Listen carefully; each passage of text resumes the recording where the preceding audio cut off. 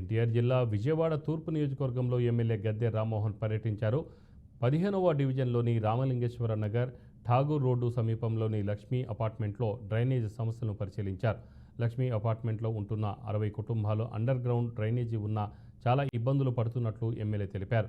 Lakshmi apartment పక్కన ఉన్న ఖాళీ స్థలంలో వర్షపు నీరు నిల్వ ఉండటం, గేదెలను వర్షపు నీరులో కడగడం వలన దోమలు చేరడం పలు సమస్యలకు దారితీస్తున్నట్లు వెల్లడించారు.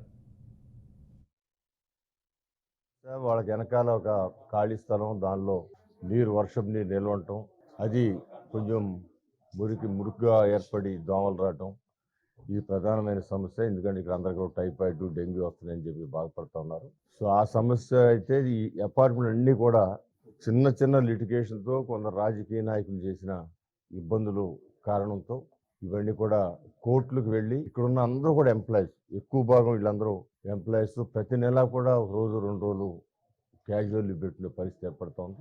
ఆ కేసులేమో తెగక ఇబ్బంది పడుతూ ఉన్నారు. కార్పొరేషన్ పెట్టిన కేసులు ఖచ్చితంగా ఎవరైతే ఇప్పుడు కోర్టుల చుట్టూ తిరుగుతున్నారో వాళ్ళకి ఏమి సంబంధం లేని ఈ కేసులో వాళ్ళు ఇరుక్కోవడం జరిగింది. అందువల్ల వీటన్నింటినీ కూడా కమిషనర్ గారి దృష్టికి తీసుకువెళ్ళి